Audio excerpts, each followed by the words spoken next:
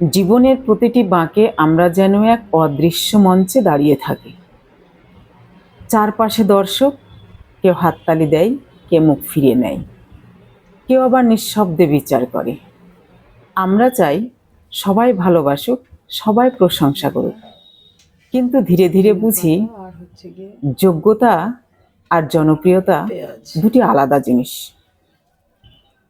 যোগ্যতা দিয়ে প্রতিযোগিতা করা যায়, কিন্তু যোগ্যতা দিয়ে জনপ্রিয় হওয়া যায় না। আমরা যদি জীবনের প্রতিটি সিদ্ধান্তে ভেবে বসি লোকে কি বলবে, তাহলে একসময় আমাদের নিজের ভেতরের কণ্ঠটাই নিঃশেষ হয়ে যাবে। কারণ সবাই কখনোই তোমাকে পছন্দ করবে না। আর তারা কেনই পছন্দ করবে, এটার জন্য তো তারা বাধ্যতামূলক নয়।